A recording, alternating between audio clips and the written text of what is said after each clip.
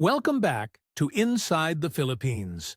If you're new here, this is the channel where we sit down with Western men who came to these islands looking for a second chance, and we let them tell you exactly what it cost them. Today's story is a little different, and I want to be upfront about that. There's a number that keeps showing up in the expat groups. Nobody agrees on the exact figure, but the shape of it is always the same.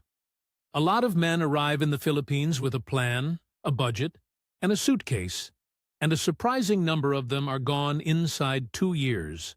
Back to Manchester, back to Ohio, back to a cold country, and a small room, and a life they thought they'd finished with. And most people assume they got scammed. That's the story everyone reaches for. There must have been a woman. There must have been a lie. The man you're about to hear from was never lied to. Not once. Not by anybody. His name is Gord Vasilek. He's 68 now. He spent 31 years as a heavy equipment mechanic in Eastern Ontario, Canada. Excavators, dozers, haul trucks, the kind of machines that don't forgive a mistake. And the last 11 of those years, he ran his own shop. Then he lost it. And then, at 67, with a pension that didn't cover his rent, he did what a lot of you watching have thought about doing at 2 in the morning with a laptop open. He got on a plane. What happened to him in Dumaguete isn't the story you're expecting. There's no secret boyfriend. There's no fake sick mother. There's no moment where the mask comes off, because there was never a mask. What there was instead is something quieter, and honestly, something that scares me more. Because you can protect yourself from a liar. Gord will tell you what you can't protect yourself from. This one's going to stick with you. I'd ask you to hear it all the way to the end, because the part that matters isn't where you think it is. Here's his story, in his own words. 31 years. I had my hands inside machines. That's how I'd answer if you asked me who I am. It's not much of an answer, I know. My cousin Ray says I've got the personality of a torque wrench. He's not wrong. But here's the thing about machines, and I want you to understand this before I tell you the rest, because it explains everything I did after. A machine doesn't lie to you. A hydraulic line either holds pressure or it doesn't. It doesn't hold pressure, and also, secretly, not hold pressure. It doesn't hold pressure because it feels sorry for you. You put a gauge on it, and the gauge tells you the truth, and that's the end of it. I could always diagnose a machine. Give me 20 minutes with a Cat 320 that's cycling slow, and I'll tell you whether it's the pump or the pilot pressure, and I'll be right 9 times out of 10. People, I never could figure out. Never once. Anyway, Oshawa. That's where I ended up. Grew up outside Sudbury. Came down the 401 corridor when I was 22 for a job at a dealership. And I just never left. Worked for other men for 20 years. Then, in my mid-50s, I did the thing you're supposed to do. The thing my old man never had the guts for. I opened my own shop, Vasilek Equipment Repair, rented bay off Bloor Street, East End. 2 hoists, a parts wall, a coffee maker that never worked properly. 11 years, 3 guys on payroll at the peak. A company truck with the name on the door. And I paid a fella out in Bowmanville $400 to hand paint the sign, because I could have had it printed for $80. And I didn't want it printed. I wanted it painted. I used to park across the street sometimes just to look at it. That's not a very manly thing to admit, but there it is. Then a contractor went under. Big outfit, aggregate and site prep, 60 pieces of yellow iron, and I did all of it. All their maintenance. $84,000 on the books, and a handshake from a guy who'd been in my shop drinking my terrible coffee for 6 years. He filed. I got a letter. That was it. That was the whole thing. A letter. I was, what? An unsecured creditor, somewhere down a list with the fuel supplier and the tire guy. Got about $1,100 out of it 18 months later. I framed the check. No, I didn't. But I thought about it. I couldn't make the financing on the hoists after that. Tried for 4 months. Tried hard. And on a Tuesday in October, a young fella came with a clipboard and a flatbed, and he was polite about it. He was actually very polite. And I stood in my own lot in my coveralls and watched him take my equipment away. I didn't say anything to him. What would you say? 65 years old. Everything I built, and what was left of it, fit into a storage locker in Whitby. 5 by 10. $90 a month. So then I'm 67, and here's my situation. And I want to be exact about it, because this is where it all starts. CPP and OAS together. A bit under $1,500 a month, that's Canadian. Call it $1,100 US. That's what 31 years of turning wrenches buys you in this country. And I'm not complaining about it. That's just the number. Rent on my one-bedroom in Oshawa was $1,700. You see the problem. It's not a complicated problem. It's not a problem that needs a specialist. And I had savings. $26,000 sitting in an account at Scotiabank. And I thought about that money the way you think about a live circuit. You know it's there, you know what it can do to you, and you do not touch it casually. 26,000. Here's something. I never once said that number out loud. Not to Ray, not to anybody, not in my whole life. When people asked how I was doing after the shop, I'd say, getting by, and they'd nod, and that was the whole conversation. Ray sat me down that winter and told me to put my name in for the subsidized housing list. He wasn't being cruel. He was being practical, and he had the phone number written on a piece of paper. I told him, I'm not done yet. Said it flat. And I believed it. That's the part one want you to hear. I wasn't being brave. I actually believed it. So I did what you do. 2 in the morning, sitting in that flat with the baseboard heaters ticking, laptop on my knees, and YouTube's just feeding me whatever it feeds you. And there's a man on a balcony, somewhere warm. Palm trees behind him, ocean off to the left. And he's telling the camera, in this relaxed way, like he's telling you something obvious, that he lives like a king in a place called Dumaguete on $900 US a month. 900. Everyone speaks English, he says. Friendly people. Doctors are cheap.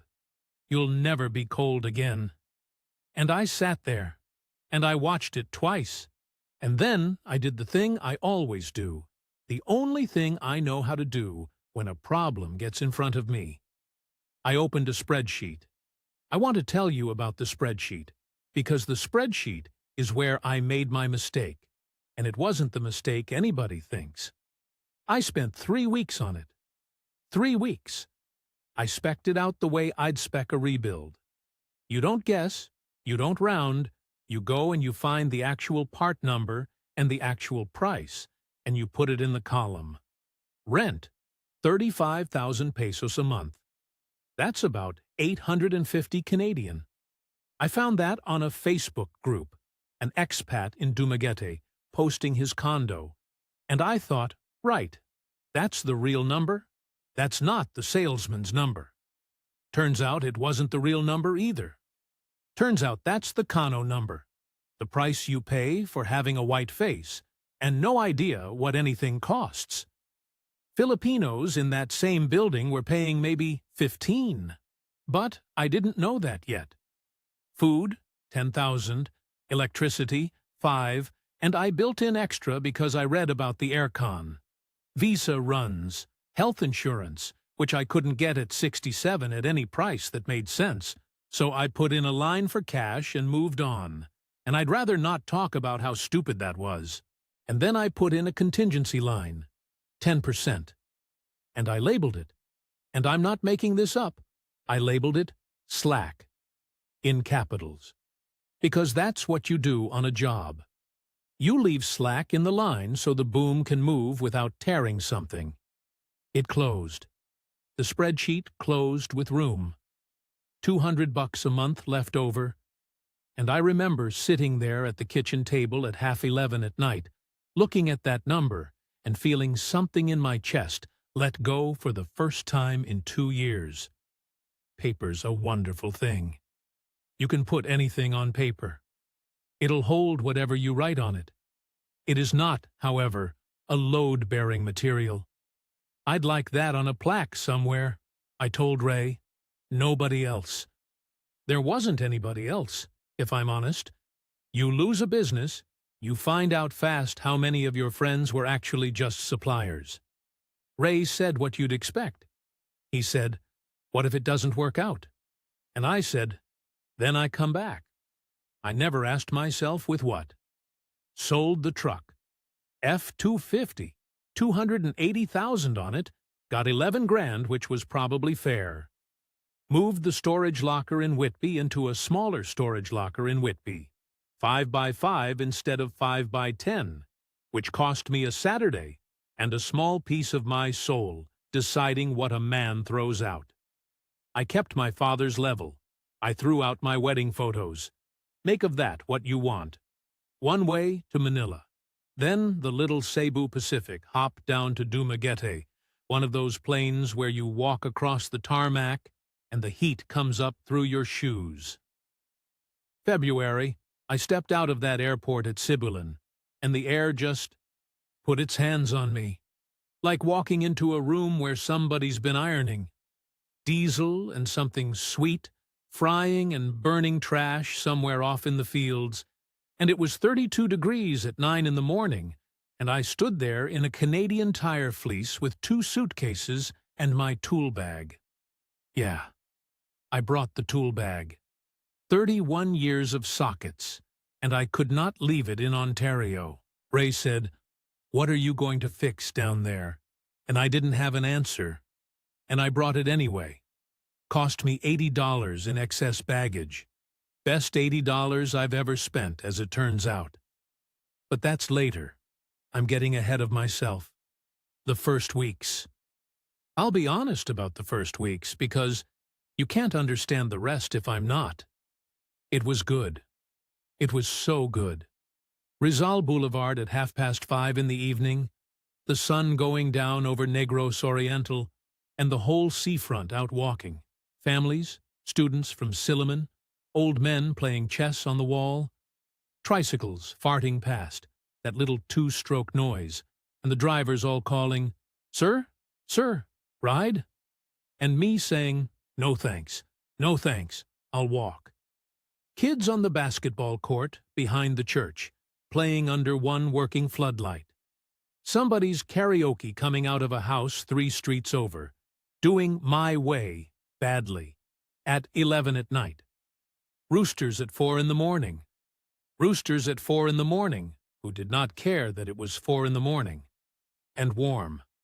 I cannot explain to you what it is to be 67, and not cold. My hands.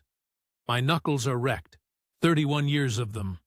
And in an Ontario February, I could barely open a jar. And down there they just worked. Loosened up. First month, I'd sit on my little balcony in the morning and open and close my hands just to feel it. But that's not the thing that got me. I want to be precise here because this is the actual mechanism and I've had a long time to think about it. The thing that got me was being seen. 2 years in Oshawa, after the shop went, I was invisible. That's not self-pity. It's just accurate. Cashiers looked past me. Nobody at the Tim Hortons knew my name. You go from being a man with a sign on a building to being a bloke in a queue, and the world stops registering you, and you don't notice it happening. You just notice one day that you haven't been asked a question in a fortnight. In Dumaguete, I couldn't walk 2 blocks without somebody talking to me. "Good morning, sir." Kids waving. Security guard at the Robinson's Place, on the highway, saluting me actually saluting. And I'd salute back like an idiot and he'd laugh. They call you sir. Everybody calls you sir. I know what that is now. I know it's partly the word kano and everything that word carries, which is, he has money. I know that. But at 67, after 2 years of being furniture, a man will drink that stuff like water and not ask what's in it. So I found a place in Piapi. Little second-floor unit, tiled floors, aircon in the bedroom that sounded like a compressor with a bad bearing, which I fixed in about 20 minutes, and the landlady looked at me like I'd performed surgery. $35 a month? The Kano price. Fine. And I built a routine, because routine is what I've got, instead of a personality. Ray says that too. Up at 6. Walk down to the boulevard. Back through the market when it's still cool. And every morning, 7:15. The same bakery on Purtis's Street. Pan de sal, 6 pieces, still hot, in a brown paper bag that goes translucent from the grease. 14 pesos. 35 cents. Which is where I met her. She was behind the counter. Maravich. 44, though I didn't know that for a while. And I'm not going to describe her the way men describe women in these stories, because it wasn't like that. She had a face that was doing about 4 things at once. That's the best I can do. First week, she just served me. Second week, she noticed I came at the same time every day, and she started having the bag ready, which, I don't know why that undid me a bit, but it did. Third week, I tried to say salamat po and made a hash of it, put the stress in the wrong place, and she corrected me. Made me say it again. Then again. And then she laughed at me. Kindly. I want to be clear about that, and I'll be clear about it every time it comes up. She laughed at me kindly, which is a completely different piece of equipment than being laughed at. And it became a conversation. 10 minutes. Then 20. She'd lean on the counter when it was slow. She asked me things nobody in Ontario had asked me in years, and one morning she asked what I did back home, and I told her. All of it. The shop, the sign, the clipboard. She didn't look away. She didn't do the thing people do, the little wince and the change of subject. She stood there with flour on her forearms, and she listened to the whole thing, and then she said, "So you built something." Present tense, like it still counted. And in among all of that, somewhere in week 4 or 5, she mentioned that her husband had gone to Cebu 11 years ago and never came back. 11 years. Not divorced. Because, and I nodded like I understood, and I did not understand at all. In this country, you don't stop being married. There's no divorce. There is no such thing. She said it the way you'd say it rains a lot in November. I filed it under sad. I did not file it under structural. 6 weeks in, I sat down with the spreadsheet and reconciled it against the actual bank statement, because I do that, and it was tracking. Bang on. 26,000 Canadian sitting in Scotiabank, untouched. Not a dollar of it moved. And I sat there on that balcony, with my hands that worked, and my bag of pan de sal, and I thought, this is going to work. I want you to know I wasn't a fool that day. That day, the arithmetic was on my side. Here's the thing you have to understand about me before I tell you the next part. 1 wasn't stupid. I'd done my homework. I'd watched 40 hours of this stuff before I got on that plane. The videos, the forums, the blokes with their arms folded in front of a webcam, saying, "Watch out, watch out." I knew the script by heart. Sob story in week 1. Sick mother in week 2. Gcash number by week 3. And would you believe it? The ATM ate her card. I went down there braced for it. Genuinely. Same way you stand off to the side when you crack a fitting on a line you're not certain is bled. You don't put your face over it. you assume it's going to blow. And it never blew. 6 months. 6 months. And Maravich never asked me for 1 single peso. I'll go further than that. She wouldn't let me pay. First time we went out properly, Sans Rival on San Jose Street, which is the place everybody goes for the Silvanas. And I'd had about 9 of them by then because they're 25 pesos, and they're wonderful. I went to pay for her halo, and she put her hand flat on the counter in front of the till. Just flat. Like a stop sign. And she paid her own. 65 pesos. $1.55 Canadian. She paid it. And she was annoyed with me for trying. And she stayed annoyed for about a block and a half. I got dengue in month 4. If you've never had it, don't. Fever like your bones have their own opinions, and you sweat through everything you own, and then you sweat through the towels. She came every day, brought me mangoes and this thick, sweet porridge her mother made, and a plastic bucket, which she put next to the bed without comment, and which I used, and we have never discussed it. She sat in that flat and read her phone with the aircon rattling and the roosters going, and she didn't say much, just was there for 4 days, and when she went home at night, I tried to give her 100 pesos for the tricycle, and she got that flat-hand look again. So don't tell me she was running a con. She wasn't. I need you to have that in your head for the rest of this, because if you decide she was a con artist at minute 6 of this video, then you're going to miss the whole thing. And worse, you're going to think it can't happen to you. She loved me. I was right about that. I was right about the one thing everybody gets wrong, and it made no difference at all. Anyway, the family. Month 5, I got taken home. Not taken home like a big announcement. She just said, "Come Sunday, we eat." And Sunday was a Baje Cubo-ish sort of place out past Valencia, up where the road stops pretending, concrete block with a tin roof, and a rooster tied to a stake, and a basketball hoop nailed to a mango tree with no net on it. Never a net. I don't think there's a net in the entire province. Nanay Loleng, the mother, 71, 4'10", and she looked at me for about 6 seconds with an expression I can only describe as a pre-purchase inspection, and then she put a plate in my hands and did not stop refilling it for 4 hours. Adobo, pancit, a whole lechon manok, rice, more rice, more rice. Tatay Ben, the father, old fisherman's hands. He didn't speak much English, and I don't speak Cebuano, and we got on tremendously. I fixed the pump on his water tank in about 10 minutes with a screwdriver and half a bicycle inner tube, and he looked at me the way I used to look at a good rebuild. That's the tool bag, by the way.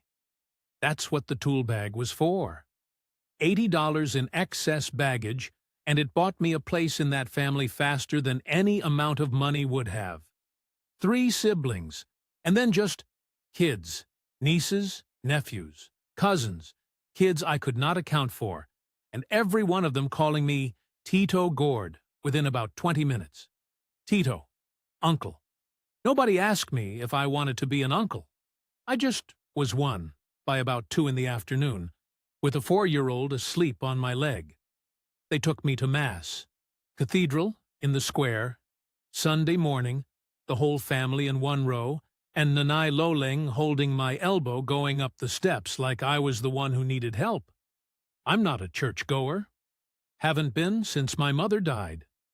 But I stood there and sang along badly. And I'll be honest with you, I liked it. I liked being in the row. And here's what I didn't understand yet, and it's the whole engineering of this thing, so listen. Maravich is the eldest daughter. I heard that, and I thought it meant she was the oldest. That's what it means in Ontario. Down there, it means something else. It means she's the load path. She's the beam everything sits on. She's been carrying that family since she was 19 years old. She went to Manila, worked in a canteen, sent money home, came back when Tatay Ben got sick the first time.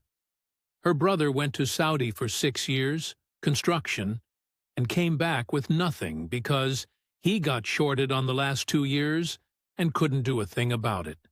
Her sister went to Hong Kong, domestic helper, sends what she can, which isn't much, so everything routes through Maravik. The mother's pills, the school fees, the fare money, the roof, everything. And she was doing all of that on a bakery wage, which, if you're wondering, is about $4.50 a day. 11 Canadian dollars a day. I'd been buying 6 pieces of pain de sal from a woman for 4 months, and I'd never once done that arithmetic. 67 years old, and I'd never done the arithmetic. Now, the pills. Nobody asked me. I want to be very clear about this, because this is the part where people always assume there was a handout, and there wasn't. There was never a handout. I was in the kitchen, which was outside, mostly. The kitchen was a sink, and a 2-burner and a wall of the house, and I heard Maravich and her sister-in-law talking, in Cebuano. But you don't need the language, you just need the tone. And I heard the word losartan, which I knew because it was in the little paper bag from Mercury Drug I'd seen on the shelf. And I picked up enough of it, and asked her later, and she waved it off. Said Nane would skip a month. Said it's fine. They do it sometimes. She just gets headaches. She skips the blood pressure medication. The blood pressure medication.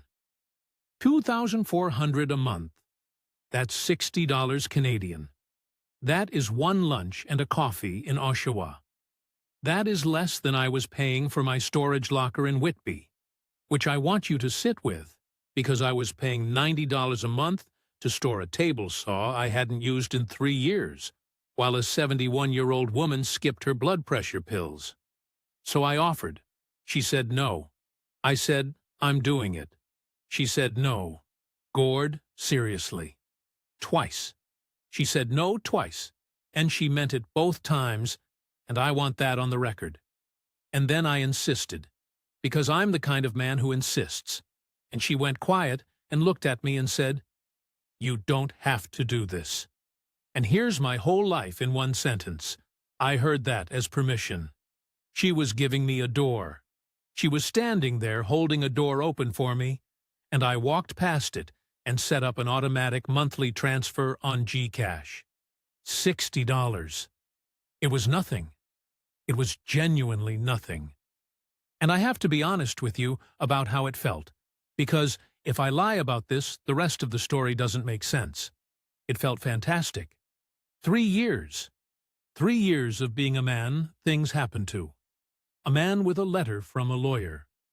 A man watching a polite kid load his hoist onto a flatbed. A man being told by his cousin, kindly, to get on a housing list. And now I was the one who could fix it.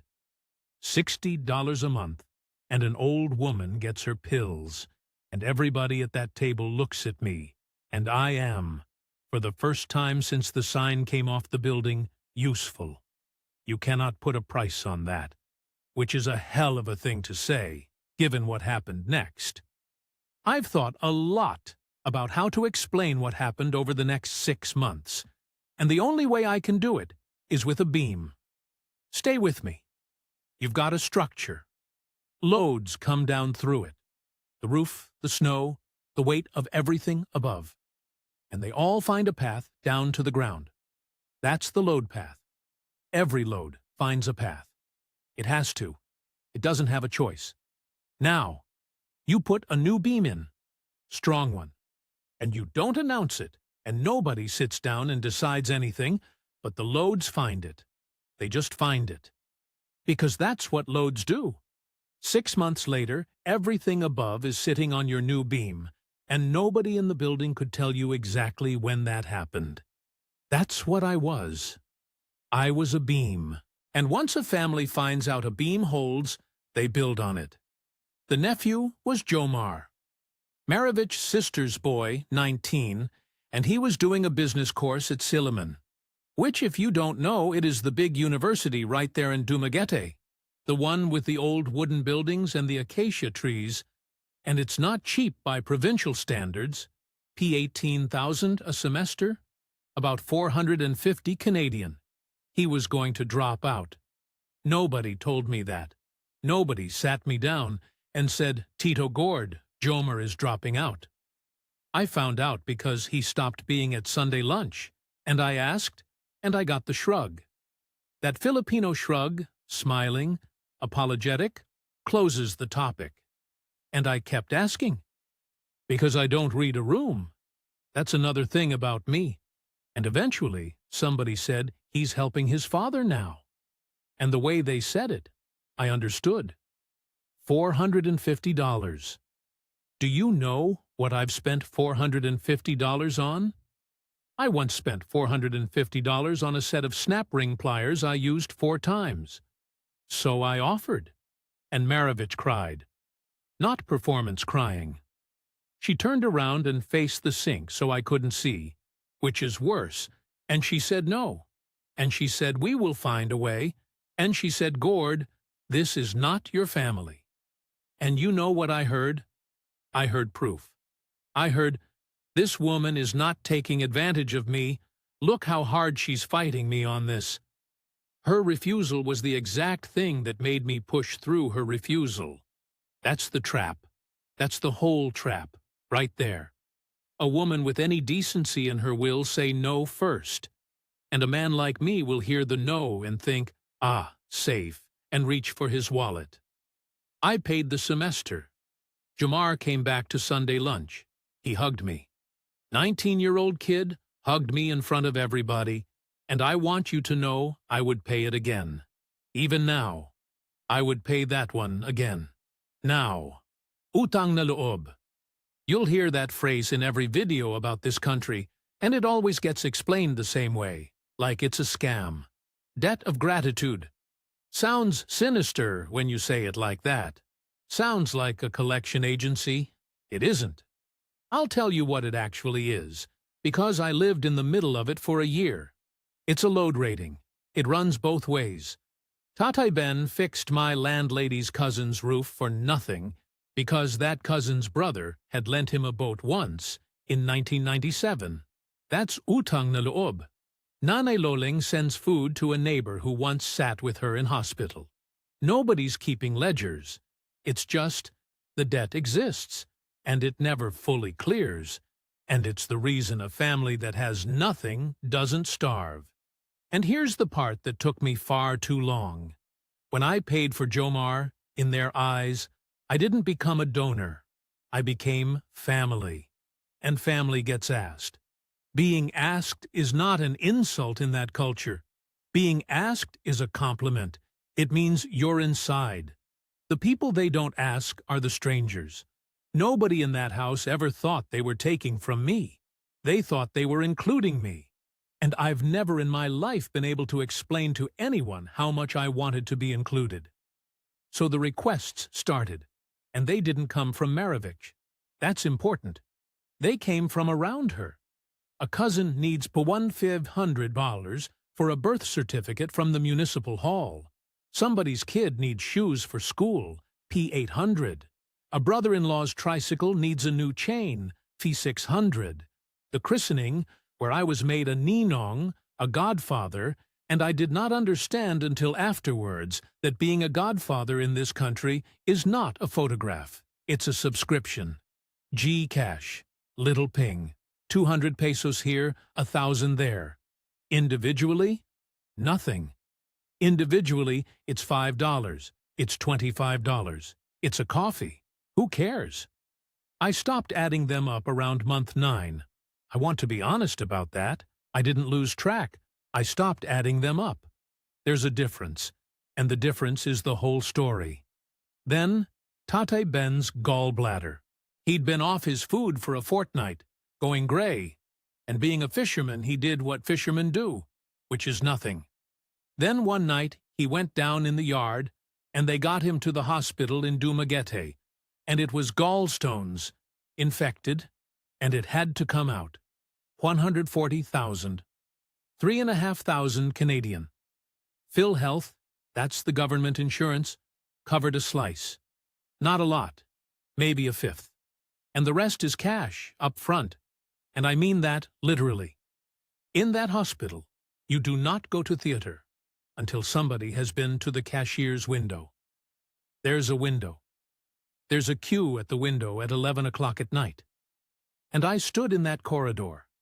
Green walls, one strip light out, the smell of disinfectant and somebody's dinner, and about 40 relatives of about 6 different patients sleeping on the floor. Because that's what families do there. They don't leave. And I looked at Maravich, and she was not asking me.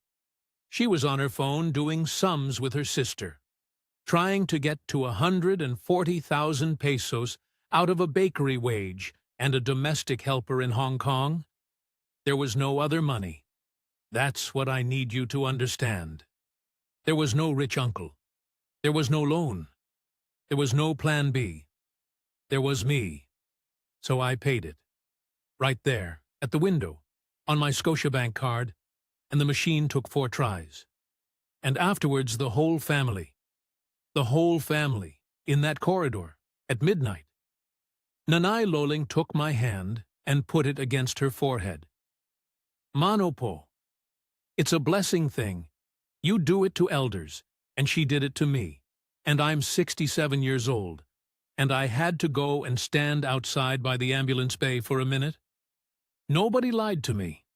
Nobody schemed. There was no villain in that corridor.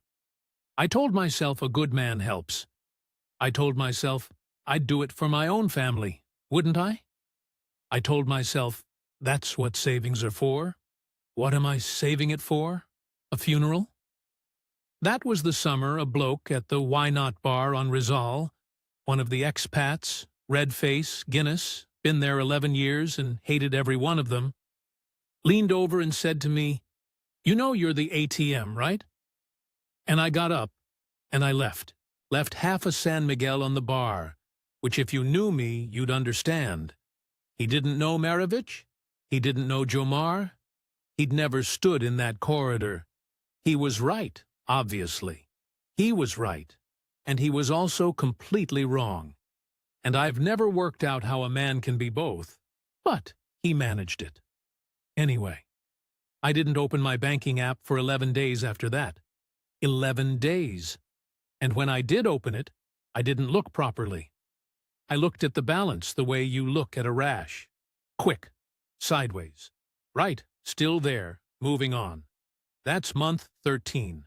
And from 13 to 18 it stopped being requests and started being infrastructure. The roof came first. Rainy season, June. And Nanay Loling's tin roof had been patched about 9 times with whatever was going. Bits of signboard, a car bonnet. I'm not exaggerating about the car bonnet. And it was rotting through at the purlins. Water coming in over the bed. Old woman, 71, blood pressure, sleepin' under a bucket. P65,000, about 1,600 Canadian. And I want to be fair to myself for 1 second, because I don't get many chances. I did that one right. I priced it. I went with Tatay Ben to the hardware place on Real Street, and I checked the gauge on the sheeting, and I made sure nobody was selling me the thin stuff at the thick price. I climbed up there myself, 67 years old, with a nail gun in the heat, and it was the best I'd felt in a decade. I'd do that one again, too. Notice how many of these I'd do again. That's not a defense. That's the diagnosis. Then the tricycle. Maravich's brother, Ray. Good lad. 38. No work. And there's a real thing there. Discarte, they call it. Hustle. Making something out of nothing. And Filipinos are the best in the world at it. He wanted a second-hand tricycle so he could drive a route. P48,000, 1,200 Canadian, and he'd pay me back $2,000 a month. He paid me back twice. I'm not angry about it. I'm really not. The engine went, Then the franchise thing went sideways, and honestly, he probably meant it when he said it. But you asked what I lost. And part of what one lost is that I now know exactly what a man's face looks like when he stops meeting your eye at Sunday lunch. Then the fiesta. Their barangay fiesta. And the year I was there, Marovich's family were hosting, which means the whole neighborhood comes through your house and eats. There's a pig. There's got to be a pig. And there's got to be enough. Because if you run out of food at your own fiesta, that's it. That's the story about your family for the next 10 years. P20,000. 500 Canadian for one afternoon. And I understood, by then, that I couldn't say no. Not because anyone would shout at me, because nobody would shout at me. They'd just quietly not do the fiesta, and everybody would know why.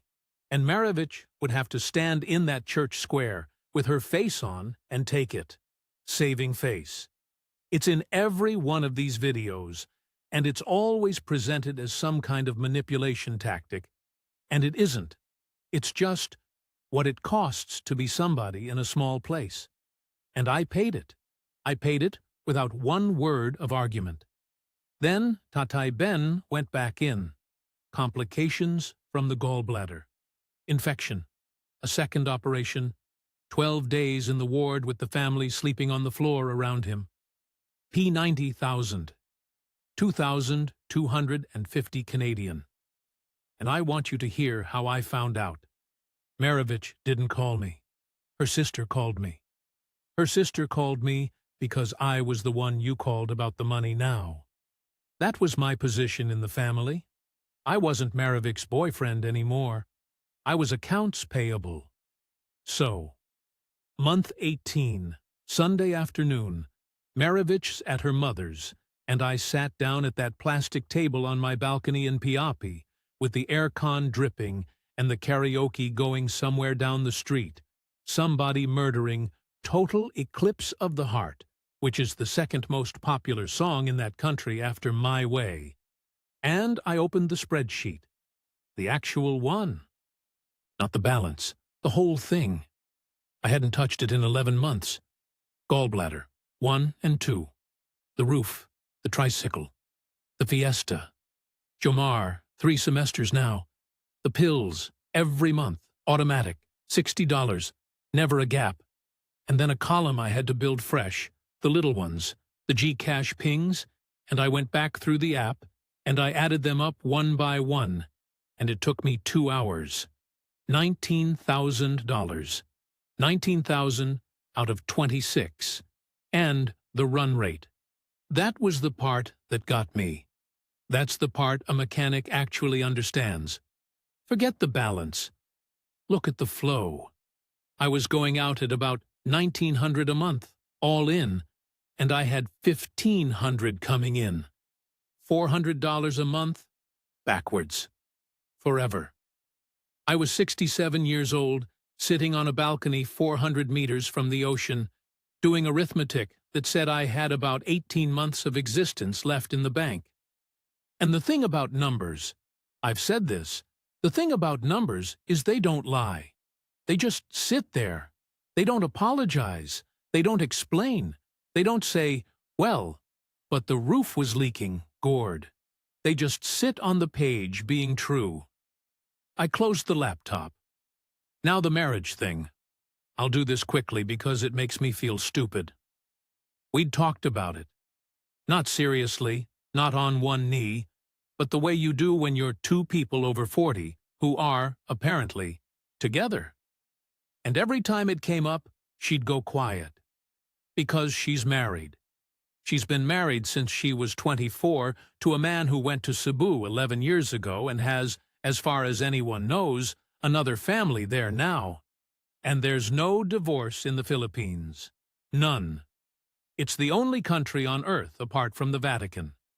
Your only route is annulment, which is a court process, which means lawyers and psychologists and the church, and it takes 2 to 5 years, and it costs, I looked it up, I sat there with my calculator like a fool, $300,000 to 500,000, 7 to 12,000 Canadian. So the arithmetic was, I could spend most of what I had left buying the legal right to keep spending money I didn't have. I did that sum on a Tuesday. And I didn't tell her. Because to tell her, I'd have had to say the number. And I have never said the number out loud. Not to Ray, not to my accountant, not to my ex-wife in 30 years of marriage. So I said nothing, and then I kept saying nothing, which turns out to be a thing you can do full-time. I started ducking Sunday lunch. Twice, 3 times. Said I was tired. I started opening Skyscanner at night. Manila-Toronto, one way, P46,000, and I'd get to the payment page and close the laptop and go and stand in the kitchen. I stopped picking up my phone. I mean, physically.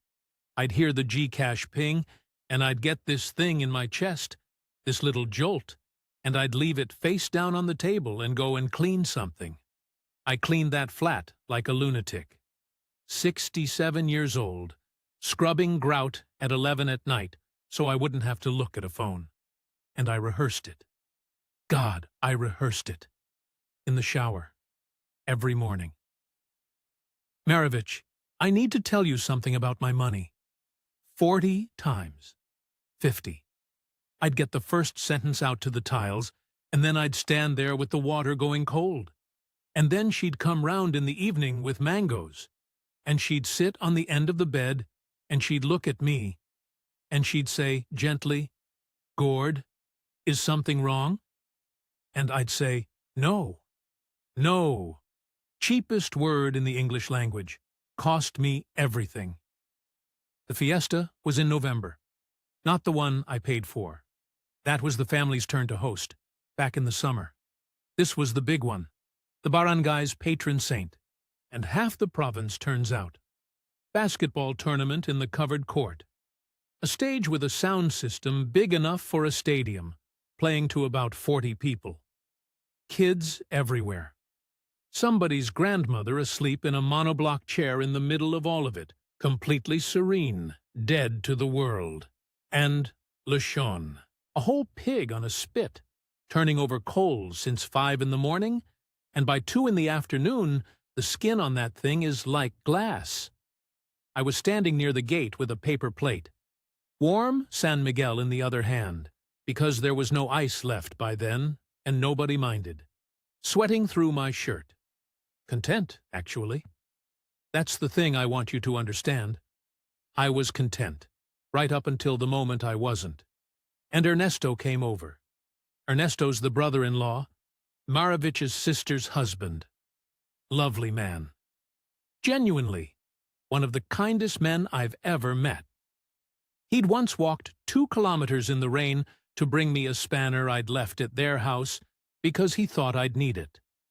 3 San Miguels in him, big smile, and he puts his hand on my shoulder. And he says to me, and I want to be careful here, because I've replayed this about 4,000 times, and I want to get the tone exactly right. He says it warmly. He says it the way you'd tell a man not to worry about a debt.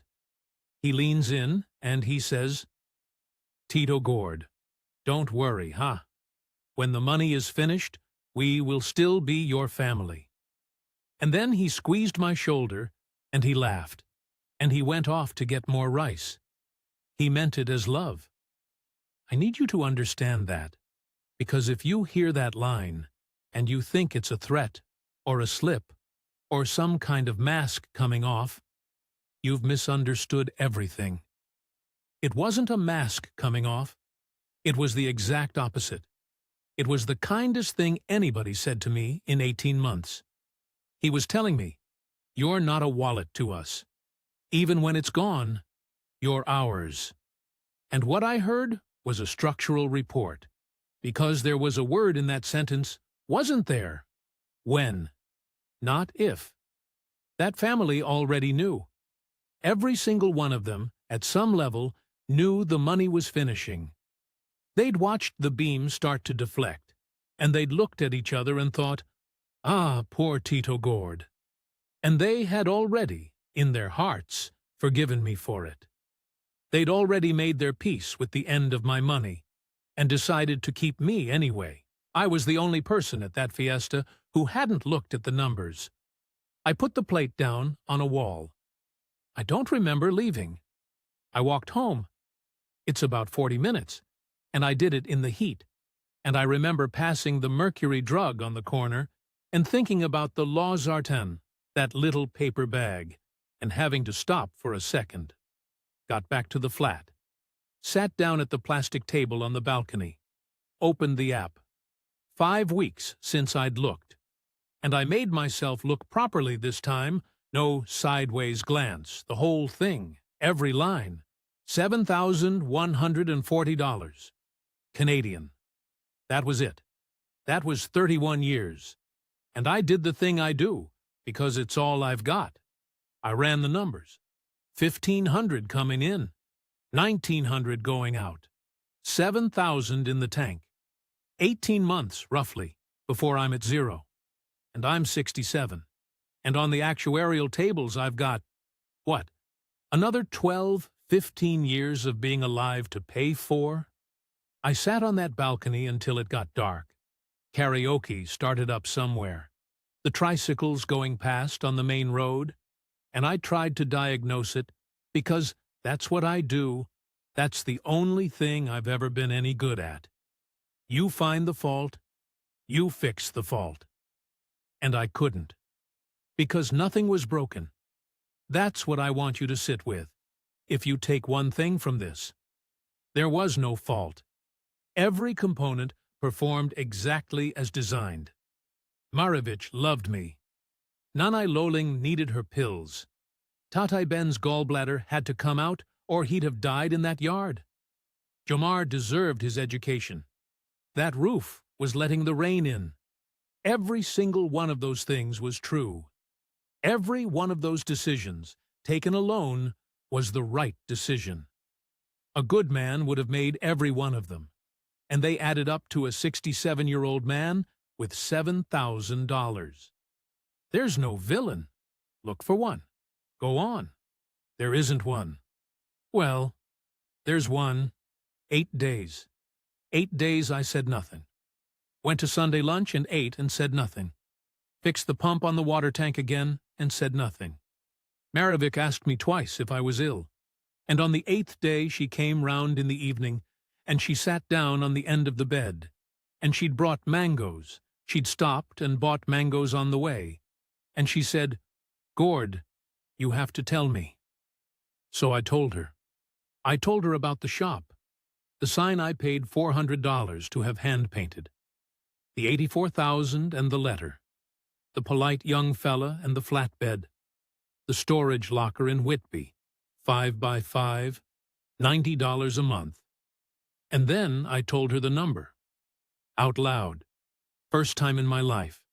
67 years old, sitting on a bed in Piapi with the aircon rattling, and I said, I have $7,000, and that's everything, and I have nothing else, and there is nothing coming. I thought she'd be angry. I honestly did. I had braced for it. I had spent 8 days building a wall to stand behind while she called me a liar, and I'd have taken it. Because I was one. She didn't get angry. She put her hands over her face, and she sat there. And then she said, very quietly, and I'll hear this in my ear till the day I die, "Why did you let us?" Not why did you lie. Why did you let us?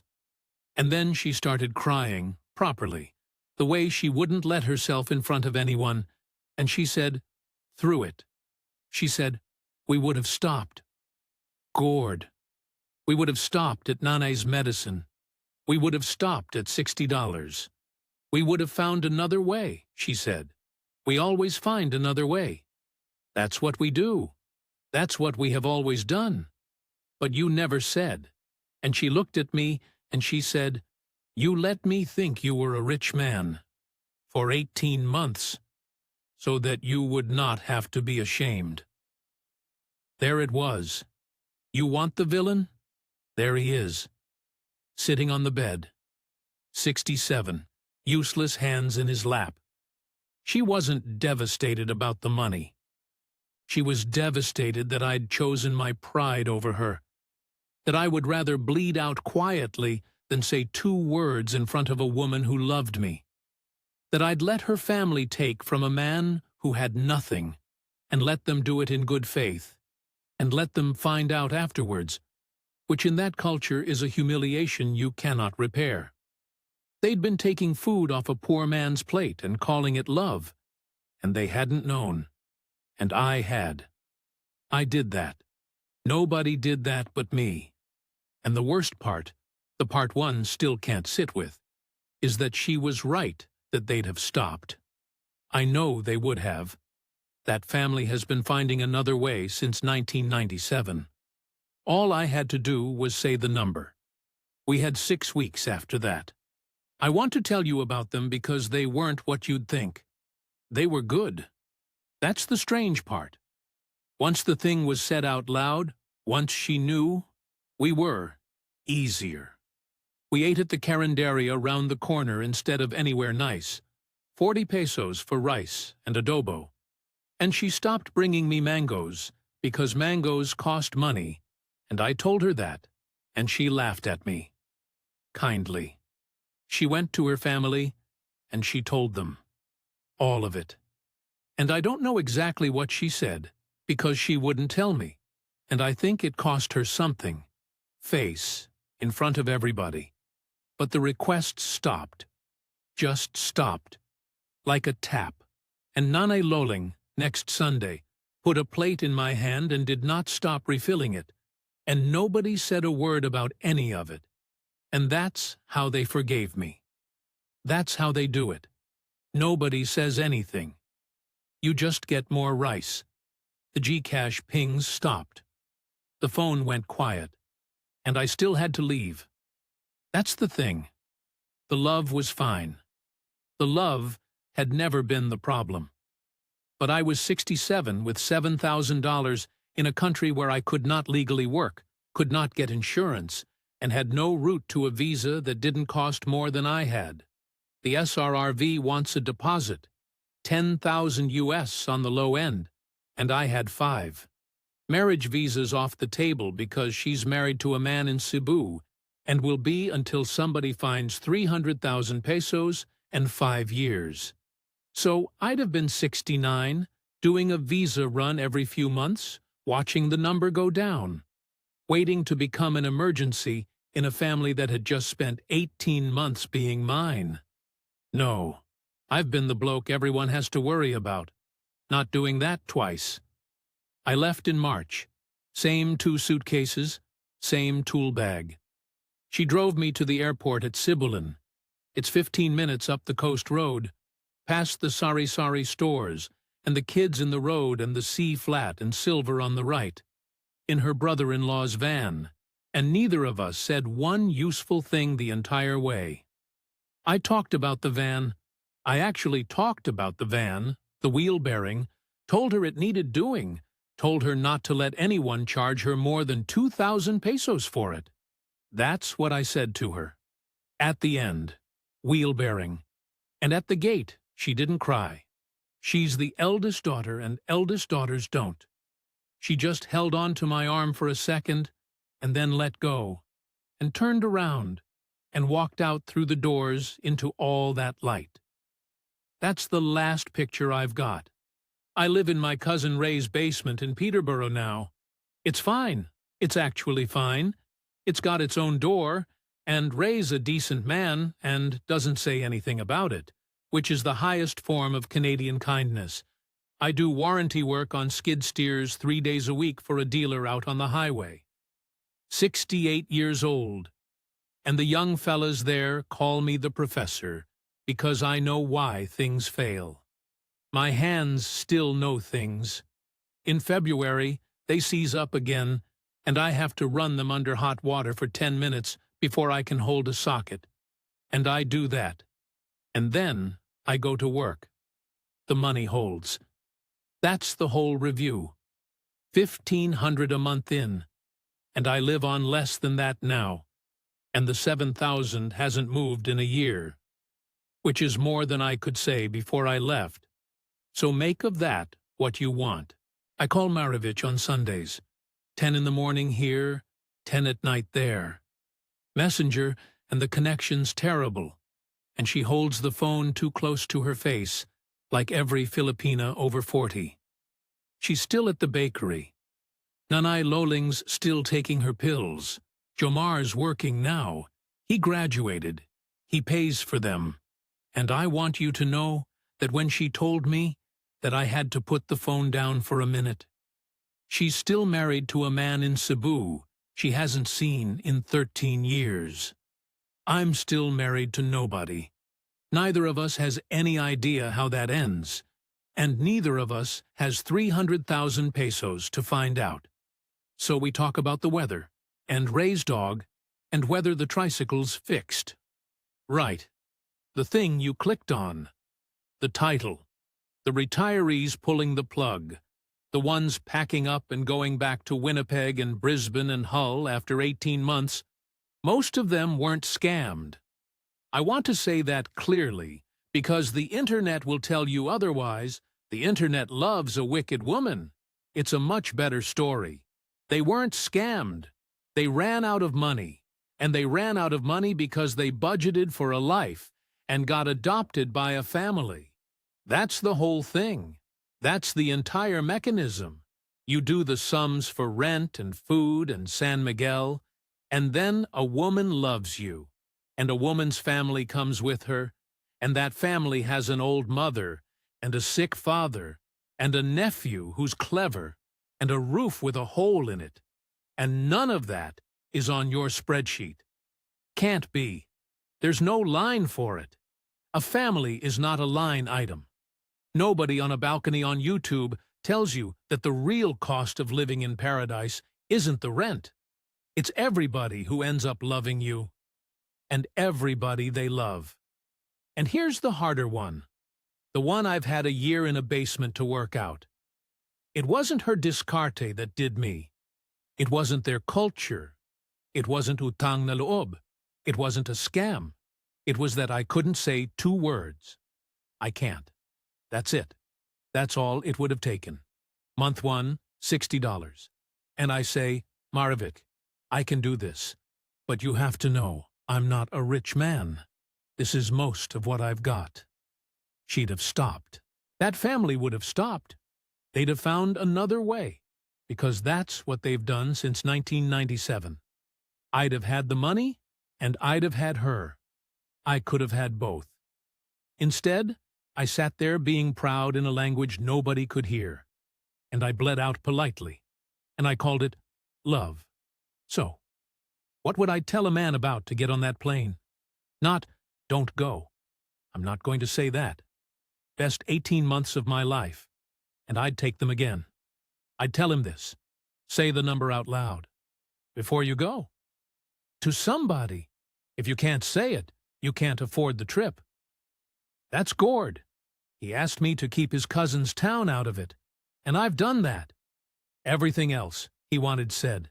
And I'd ask you to sit with the shape of this one, because it doesn't have the shape we're used to on this channel. There was no scam. There was no other boyfriend, no fake sick mother, no mask. There was a woman who loved him, a family who welcomed him, and a man who was too proud to tell the truth about his own bank account. That's what makes the obligation spiral so dangerous. You can defend yourself against a liar. You cannot defend yourself against people who genuinely, warmly, sincerely bring you inside a system you cannot afford. Because every single request is real, and every single one, on its own, is the right thing to do. So the practical part, and then we'll leave you alone. Budget for the family, not the beach. If you're serious about someone here, her parents' medicine, her nephew's tuition, and the hospital bill that hasn't happened yet, all belong in your numbers before you book the flight. If those numbers don't work, they don't work in year 1 either. They just take longer to fail. Understand utang na loob before you trigger it, not after. It is not a scam. It is a real and often beautiful system, and it will absolutely bankrupt a man who doesn't understand what he's joining. And be honest about your money from day one. This is the one Gord paid for. In the Philippines, silence about money is not modesty, and it is not politeness. It is a promise. If you never say you can't, everyone around you will reasonably conclude that you can. If you've lived this, if you've been the beam, or you got out, or you're sitting in a flat somewhere right now with the app open and not looking at it, the comments are the right place for it. Someone reading them is about to book a flight. Take care of yourselves out there.